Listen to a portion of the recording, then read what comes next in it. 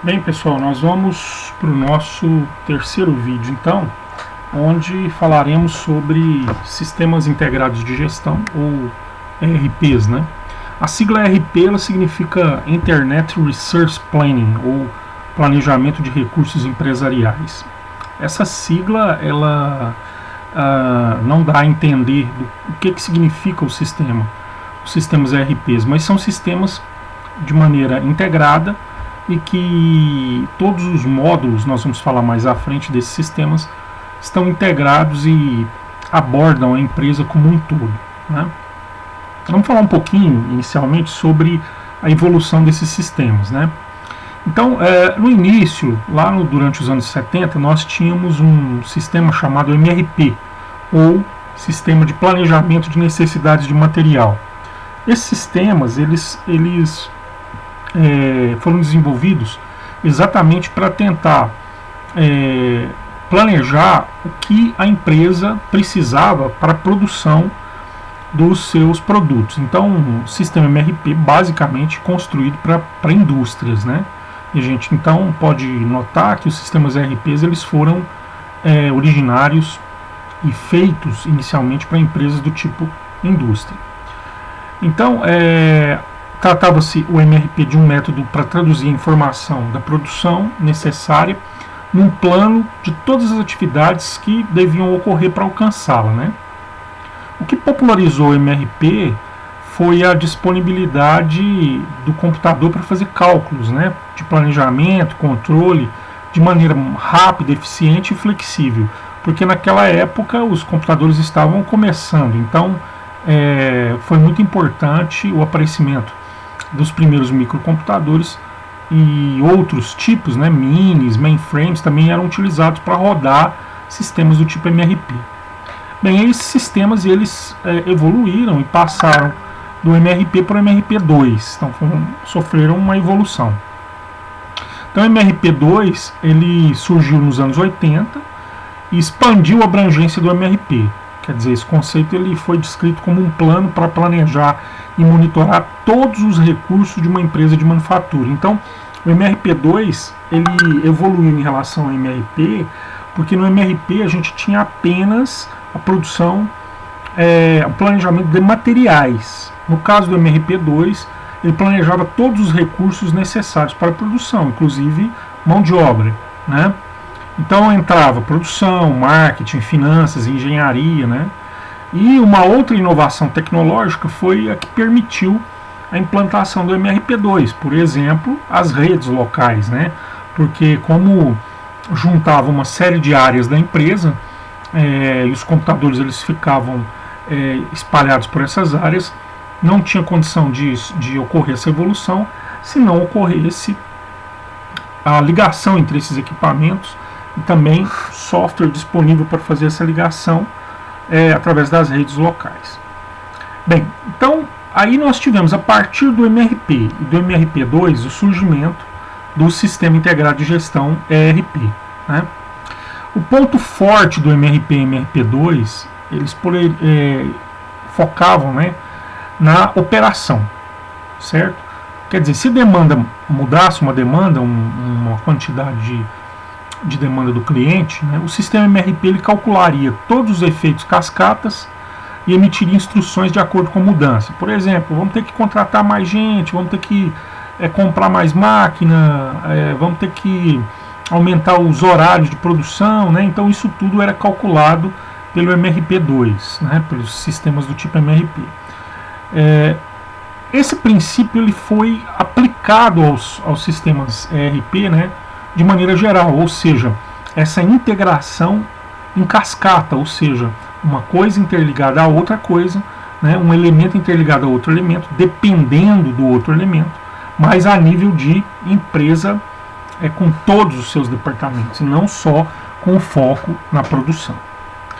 Então, os sistemas ERP eles permitem que as decisões e as bases de dados de todas as partes da organização, observem bem, isso é importante, sejam integradas, né?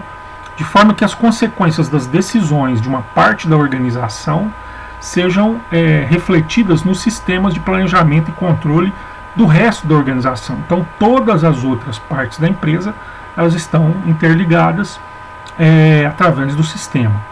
Então, aqui nessa figura, vocês podem ver os principais componentes de aplicação do sistema ERP. São exatamente os sistemas distribuídos por toda a empresa. Então, nós vemos aqui planejamento e produção, logística integrada, contabilidade e finanças, recursos humanos, vendas, distribuição, gerenciamento de pedidos. E nesse gráfico aqui, internamente, nós estamos visualizando o cliente e os funcionários, né, que seriam a parte humana do processo. Bem, então a gente tem aqui um outro exemplo de funções e processos empresariais auxiliados pelo sistema ERP. Então, alguns exemplos: o planejamento de demanda, que vem de que está dentro de planejamento de demanda, planejamento de produção, planejamento logístico, planejamento de distribuição, inserção do pedido, né? E aqui, compras e contas a pagar, planejamento de materiais, entradas, estoque, gerência da fábrica, programação da produção, controle de estoque e armazenagem, distribuição e contas a receber. Desse lado que nós temos os fornecedores, desse outro lado nós temos os clientes. Aqui a gente tem finanças e contabilidade e recursos humanos, né? Então esse é um sistema, né, real da empresa Colgate-Palmolive, né, um sistema ERP. Quais são os benefícios trazidos pelo sistemas ERP? Qualidade e eficácia, redução de custos, né? Então nós temos uma diminuição muito grande de papel, emissão de papel, porque tudo é feito de maneira digital, né? Apoio à tomada de decisão, você tem muito mais informação disponível e de qualidade. Agilidade empresarial. Quais são os custos típicos na implementação de um ERP? 43% dos custos vão ser gastos com reengenharia. O que é reengenharia? Reengenharia é a reestruturação dos processos da empresa. Ou seja, vai ter que moldar um pouco, né, a empresa para trabalhar com o ERP. Duas coisas acontecem. A reengenharia, do ponto de vista do sistema, ou seja, o sistema também ele vai ser alterado para se adaptar a alguns itens da empresa, e a empresa também vai sofrer um processo de reengenharia, uma mudança, pode até ocorrer mudança nos seus processos para usar o ERP. Então, a maior parte do custo gasto com a implantação do ERP é exatamente a reengenharia, né? Então, geralmente a empresa que fornece o ERP, ela também faz um trabalho inicial de consultoria, né, que é focado exatamente nessa reengenharia de processos.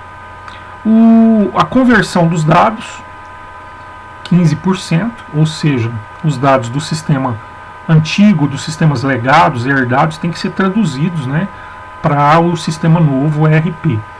Treinamento e gestão de mudanças, 15%. Software, então pode-se trocar sistema operacional, alguns utilitários, aplicativos podem ser trocados, né, 15%, e 12% a nível de hardware. Pode ser necessário trocar um servidor, colocar um equipamento mais potente, com mais disponibilidade de armazenamento, de mais velocidade de processamento.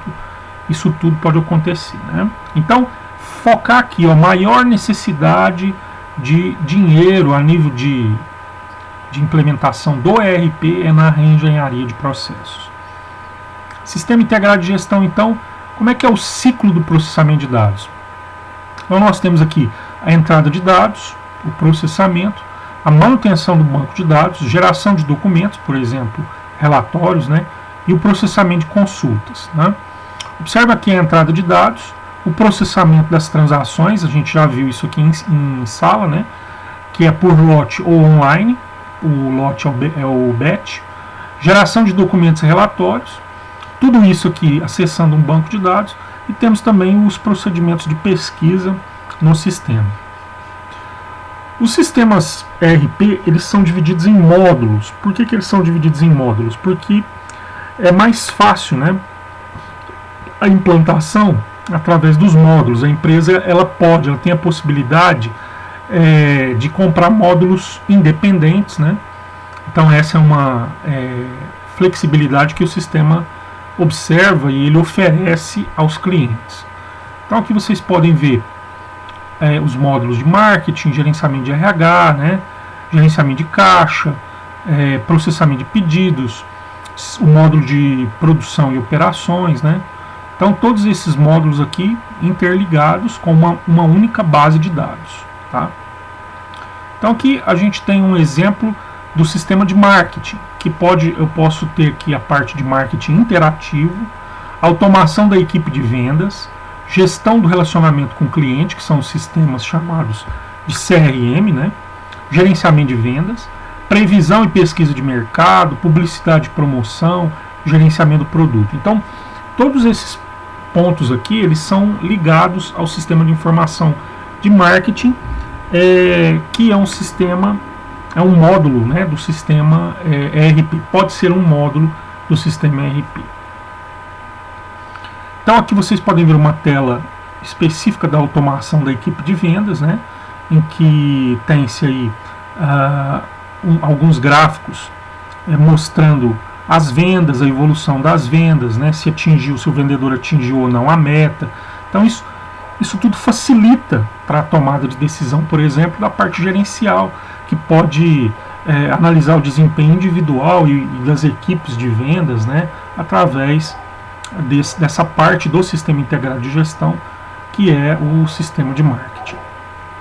Aqui um exemplo do sistema de produção, um módulo de produção, né?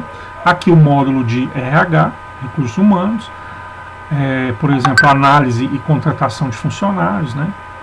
Aqui um sistema de informações contábeis também, né? Tá aí o sistema de informações contábeis, né? O sistema de informações contábeis, ou esse módulo, ele tem uma particularidade porque a contabilidade ela é considerada um funil, né, de todos os outros sistemas, ou seja, para onde os outros sistemas apontam e mandam os dados e as informações, porque a contabilidade ela tem que registrar todos esses dados e todas essas informações da empresa. Então ele é um sistema-chave, é um módulo-chave dentro do sistema de informação integrado, o nosso módulo de informações contábeis, né? Aqui o sistema de informações financeiras, o CRM, que é o sistema de relacionamento com o cliente, que pega todos os dados e informações relativos ao cliente. E esses dados, essas informações podem vir através de diversas fontes. Por exemplo, através de um call center, através de uma mala direta, através de um e-mail, né? Diversas maneiras, através do próprio vendedor, né, que pode entregar um determinado produto e fazer uma pesquisa com o cliente. Então isso tudo é registrado no CRM e serve para poder aprimorar um produto, aprimorar o próprio relacionamento com o cliente, né? Aqui as principais aplicações de um sistema de relacionamento com o cliente. Depois vocês podem ver com calma cada um desses sistemas, né? Aqui é o nosso sistema de nosso sistema de gestão de cadeia de suprimentos, que a gente viu no vídeo anterior, né? Inclusive trabalhando com um conceito que nós vimos também de computação nas nuvens, né? Com aquele conceito SaaS, ou seja, Software as a Service, ou seja, o software como serviço, né? E não como um produto em si, né? Ou seja, você aluga o software dentro da computação nas nuvens. Aqui as principais empresas desenvolvedoras, né? A gente tem a nível mundial a SAP, que foi comprada pela Oracle, né? Então esse aqui é o principal fornecedor de sistemas integrados de gestão a nível mundial, e esse aqui, a TOTUS, é a principal fornecedor brasileiro de sistemas empresariais de gestão integrados. Ela se chamava Microsiga, anteriormente passou a se chamar TOTUS, né? Aqui a gente tem o SIAGRE, que é um sistema integrado de gestão específico para agronegócio, né? Aqui está mostrando um exemplo de interface do SAP, né? E é isso, né?